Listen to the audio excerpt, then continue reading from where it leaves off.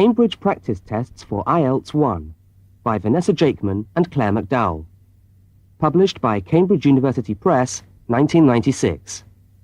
This recording is copyright. Cassette 2, Side 1. Practice Test 3. You will hear a number of different recordings, and you will have to answer questions on what you hear. There will be time for you to read the instructions and questions, and you will have a chance to check your work. All the recordings will be played once only. The test is in 4 sections. Write all your answers in the listening question booklet. At the end of the test, you will be given 10 minutes to transfer your answers to an answer sheet. Now turn to section 1 of your question booklet.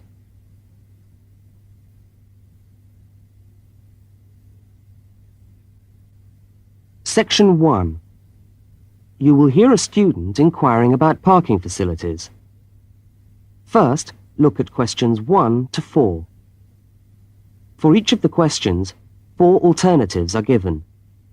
Decide which of the alternatives, A, B, C, or D, best fits what you hear on the tape, and circle the appropriate letter.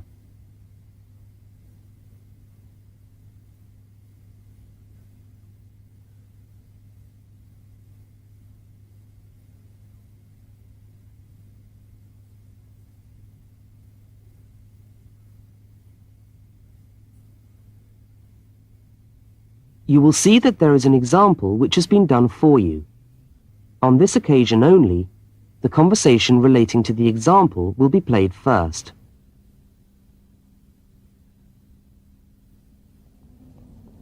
How do you come to the university each day?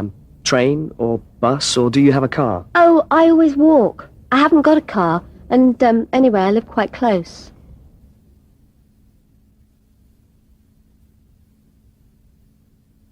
The woman says she always walks, so C has been circled. Now we shall begin.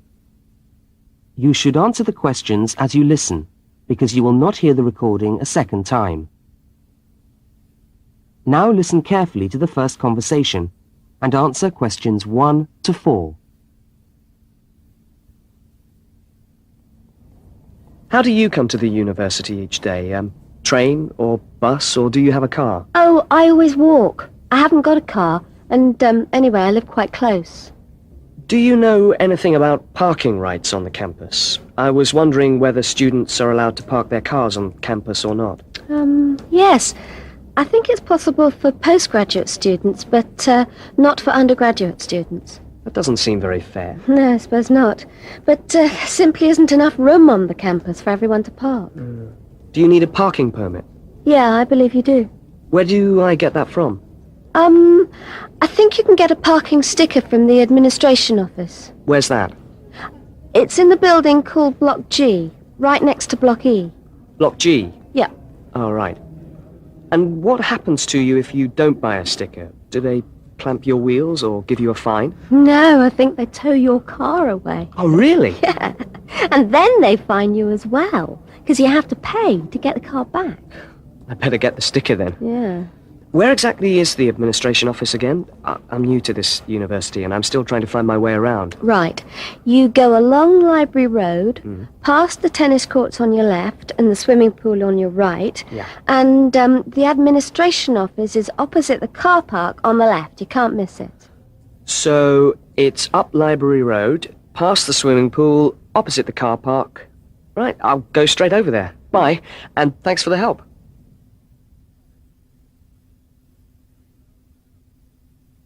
Now you have some time to look at questions 5 to 12.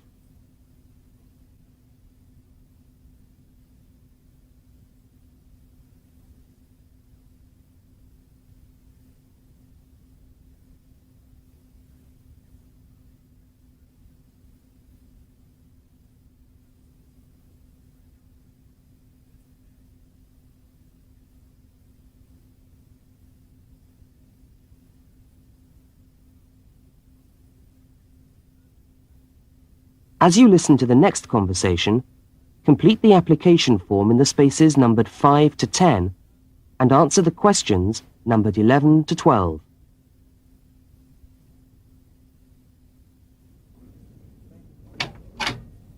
Good morning. Can I help you? Yes, I was told to come over here to get a parking sticker. Is this the right place? Yes, it is. Are you a postgraduate student? Yes, I am. Okay. Well, I'll just need to take some details. Your name? Richard Lee. That's spelt L-E-E. Richard Lee. And the address? Flat 13, 30 Enmore Road. How do you spell Enmore? E-N-M-O-R-E. And that's in the suburb of Newport. N-E-W-P-O-R-T. Mm-hmm. Faculty? I beg your pardon? Which faculty are you in? Oh, architecture, the Faculty of Architecture. Right. And the registration number of your car? Let me see. LXJ50... Oh, no, sorry. I always get that wrong. It's LJX058K. LJX508K. No, 058K. And what make is the car? It's a Ford. A Ford. Fine. Well, I'll just get you to sign here, and when you've paid the cashier, I'll be able to issue you with a sticker. All right. Where do I pay? Just across the corridor in the cashier's office. Oh, but it's 12:30 now, and they close at 12:15 for lunch. But they open again at 2:15 until 4:30. Oh, they're not open till 2:15. No. When you get your sticker, you must attach it to the front windscreen of your car. I'm afraid it's not valid if you don't have it stuck on the window. Right, I see. Thanks very much. I'll just wait here then.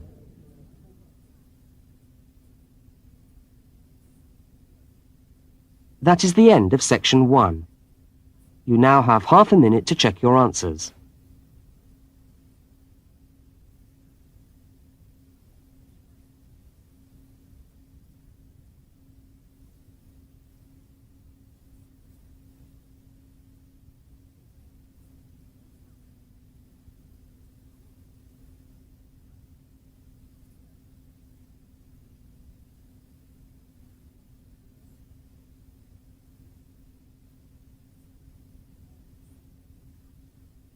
Now turn to section 2.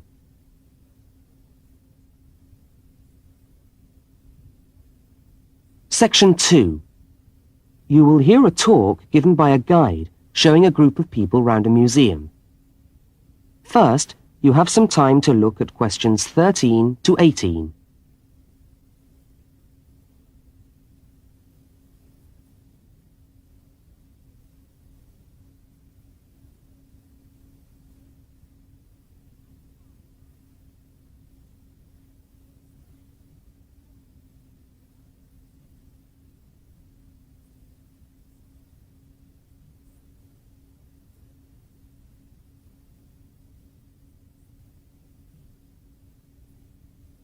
Now listen to the guide and complete the notes by filling in the numbered spaces 13 to 18.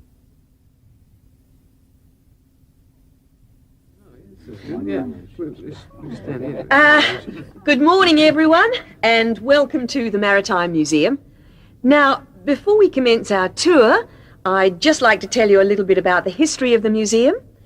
As you can see, it's a very modern building, built in the postmodern style, and it was in fact opened by the Prime Minister of Australia in November 1991. It's been designed with a nautical flavour in mind to remind us of our links with the sea. But the museum isn't only housed in this building. There are a number of historic ships docked outside in the harbour which form part of the museum, and which you are also free to visit. And we'll be coming to them shortly. I'd just like to point out one or two things of general interest while we're here. Handicapped toilets are located on this floor, and the door shows a wheelchair. The cloakroom, where you can hang your coat or leave your bags, is just behind us here. The education centre is on the top floor, And there's a good little library in there which you might like to use. Follow the signs to the Education Centre. You'll see a lot of little green arrows on the wall. The green arrows will take you there. The information desk, marked with the small letter I on your plan, is located right here in the foyer. So if you get separated from your friends, I suggest you make your way back to the information desk because we'll be returning to this spot at the end of the tour. All right? Now, if you look out this window, you should be able to see where the museum's ships are docked. If you want to go on a tour of the old ship, the Vampire, she's docked over there, and you should meet outside on the quay. However, a word of warning. I don't recommend it for the grandmas and grandpas because there are lots of stairs to climb. Right now, let's move on. Oh, I almost forgot to give you the times for that tour. Now, tours of the Vampire run on the hour, every hour, all right? Now look at questions 19 to 23.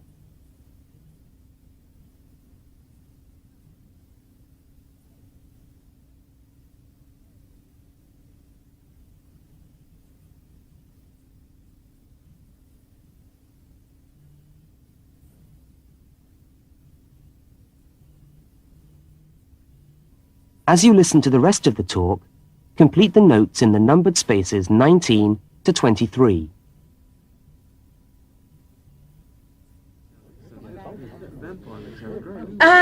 Let's take a walk around the museum now. The first room we're coming to is the theatre. This room is used to screen videos of special interest, and we also use it for lectures. There's a continuous video showing today about the voyages of Captain Cook, so come back here later on if you want to learn more about Captain Cook. Now, we're moving along the gallery known as the Leisure Gallery. This is one of our permanent exhibitions, and here we try to give you an idea of the many different ways in which Australians have enjoyed their time by the sea. Surfing, swimming, life-saving clubs, that's all very much a part of Australian culture. At the end of this section, we'll come to the picture gallery, where we've got a marvellous collection of paintings, all by Australian artists. I think you can buy reproductions of some of these paintings in the museum shop. They're well worth a good look. Now, we're coming to the Members' Lounge. Now, as a member of the museum, you would be entitled to use the Members' Lounge for refreshments. Membership costs $50 a year or $70 for all the family. So it's quite good value because entry to the museum is then free. And down at the far end of this floor, you'll find the section which we've called Passengers and the Sea. In this part of the museum, we've gathered together a wonderful collection of souvenirs from the old days when people travelled by ship.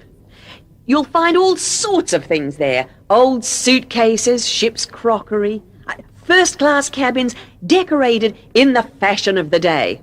Just imagine what it must have been like to travel first class.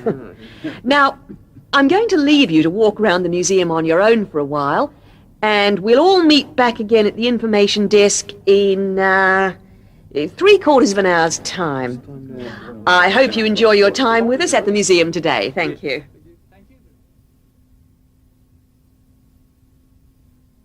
That is the end of section 2. You now have half a minute to check your answers.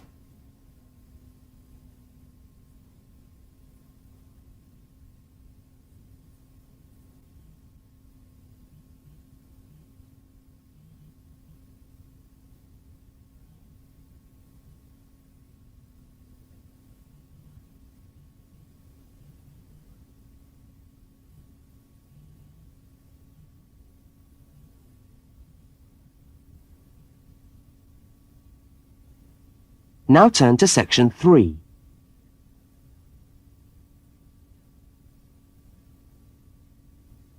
Section 3.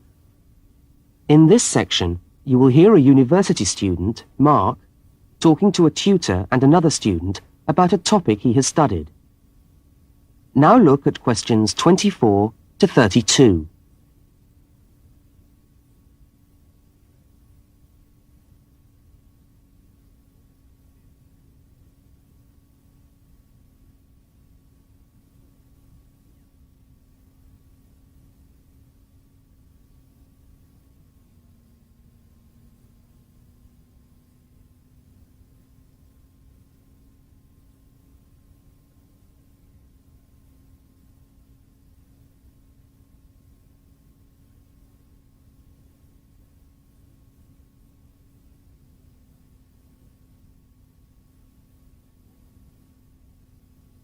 Now listen to the conversation and answer questions 24 to 32. Okay, everybody. Good morning. Good morning. Morning. It's Mark's turn to talk to us today. So, Mark, I'll ask you to get straight down to business. All right. Now, following on from what we were discussing last week in Susan's tutorial on approaches to marketing, you were going to give us a quick rundown on a new strategy for pricing, which is now being used by many large companies, known as revenue management, before we go on to your actual tutorial paper on sales targets. Is that correct? Yeah, okay, well... So, what exactly is revenue management? Well, it's a way of managing your pricing by treating things like airline tickets and hotel rooms rather more as if they were perishable goods. Yeah, I just tried to book a ticket yesterday for Perth, and would you believe there are 3 different prices for the flight? Right, and what was the rationale for that? Well, the travel agent said it depended on when you book and the length of the stay. Like, it's cheap if you stay away for a Saturday night, presumably because this isn't business travel, and even cheaper if you buy a ticket where you can't get a refund if you have to cancel. In that case, the ticket costs about half the price. You wouldn't think it would make that much difference, would you? Well, it does, and that's basically because the airlines are now treating their seats like a commodity. You see, if you want a seat today, then you pay far more for it than if you want it in 3 weeks' time. That seems rather unfair. Well, not really. When you think about it, that's just common sense, isn't it? I suppose so. What this actually means is that in the same row of seats on the same flight, you could have 3 people who have all paid a different price for their tickets. And is this just happening in Australia? No, it's the same all over the world. Airlines are able to market a seat as a perishable product with different values at different stages of its life. Well, like mangoes or apples at the market. Yeah, it's exactly like that. The fact is that the companies are not actually interested in selling you a cheap flight. They're interested in selling the seats and flying airplanes that are full. Mark, why do you think revenue management has come about? Well, as far as I can see, there are 2 basic reasons. Firstly, because the law has been changed to allow the companies to do this. You see, in the past, they didn't have the right to keep changing the prices of the tickets. And secondly, we now have very powerful computer programs to do the calculations, and so the prices can be changed at a moment's notice. So you mean 10 minutes could be critical when you're buying a plane ticket? Absolutely. That's right. Yep. And I understand we've almost reached the stage where these computer programs that the airlines are using will eventually be available to consumers to find the best deals for their travel plans from their home computer. Heavens, what a thought.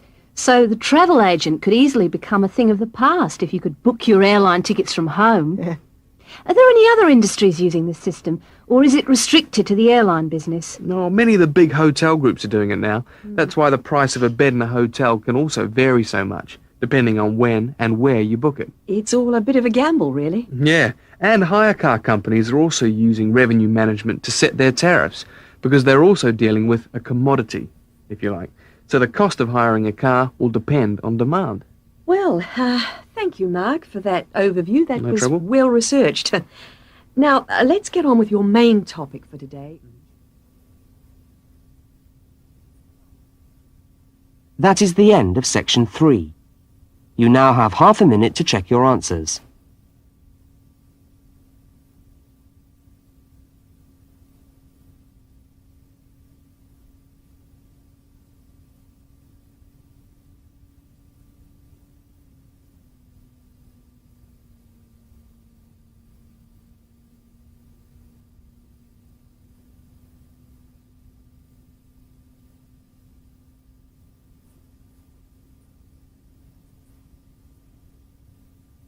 Now turn to section 4.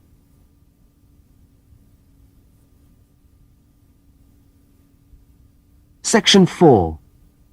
You are going to hear a short talk on space management in supermarkets. First, you have some time to look at questions 33 to 37.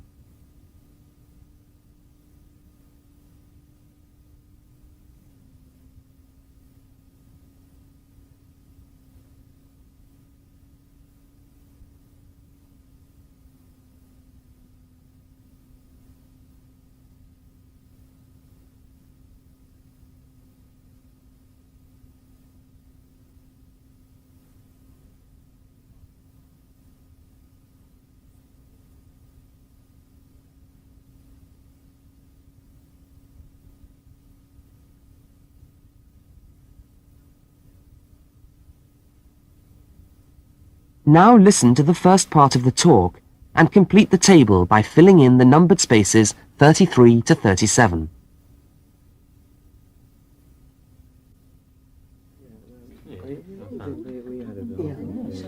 Good morning. Welcome to this talk on space management. And today I'm going to look particularly at space management in the supermarket. Now, since the time supermarkets began, marketing consultants like us have been gathering information about customers' shopping habits. To date, various research methods have been used to help promote the sales of supermarket products. There is, for example, the simple and direct questionnaire, which provides information from customers about their views on displays and products, and then helps retailers make decisions about what to put where. Another method to help managers understand just how shoppers go around their stores are the hidden television cameras that film us as we shop and monitor our physical movement around the supermarket aisles. Where do we start? What do we buy last? What attracts us, etc.? More sophisticated techniques now include video surveillance and such devices as the eye movement recorder. This is a device which shoppers volunteer to wear taped into a headband and which traces their eye movements as they walk round the shop, recording the most eye-catching areas of shelves and aisles. But with today's technology, space management is now a highly sophisticated method of manipulating the way we shop to ensure maximum profit. Supermarkets are able to invest millions of pounds in powerful computers which tell them what sells best and where. Now, an example of this is Spaceman, which is a computer program that helps the retailer to decide which particular product sells best in which part of the store. Now, Spaceman works by receiving information from the electronic checkouts where customers pay on how well a product is selling in a particular position. Spaceman then suggests the most profitable combination of an article and its position in the store. Now you have some time to look at questions 38 to 42.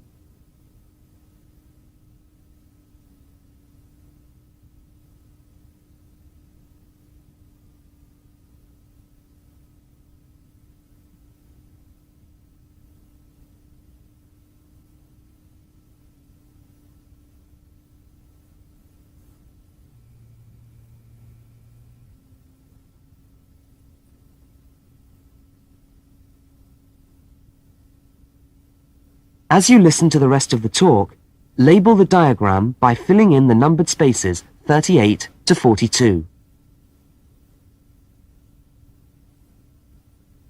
So, let's have a look at what we know about supermarkets and the way people behave when they walk down the aisles and take the articles they think they need from the shelves. Now, here's a diagram of one supermarket aisle and 2 rows of shelves.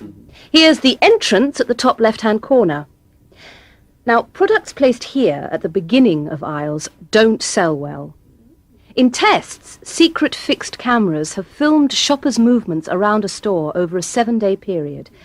When the film is speeded up, it clearly shows that we walk straight past these areas on our way to the centre of an aisle. Items placed here just don't attract people. When we finally stop at the centre of an aisle, we pause and take stock, casting our eyes along the length of it. Now, products displayed here sell well and do even better if they're placed at eye level so that the customer's eyes hit upon them instantly. Products here are snapped up, and manufacturers pay a lot for these shelf areas, which are known in the trade as hotspots. Naturally, everyone wants their products to be in a hotspot. But the prime positions in the store are the ends of the aisles, otherwise known as gondola ends. Now, these stand out and grab our attention. For this reason, many new products are launched in these positions, and manufacturers are charged widely varying prices for this privileged spot. Also, the end of an aisle may be used for promoting special offers, which are frequently found waiting for us as we turn the corner of an aisle. Well, now, eventually, of course, we have to pay. Any spot where a supermarket can be sure we are going to stand still and concentrate for more than a few seconds is good for sales. That's why the shelves at the checkout have long been a favourite for manufacturers of chocolates. Perhaps the most surefire impulse food of all.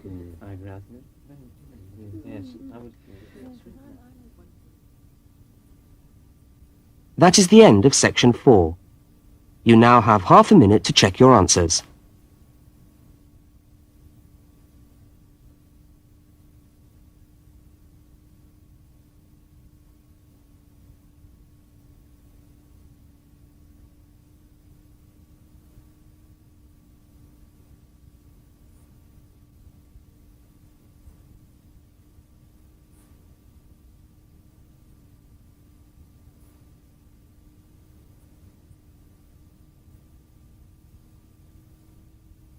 That is the end of the listening test. You now have 10 minutes to transfer your answers to the listening answer sheet.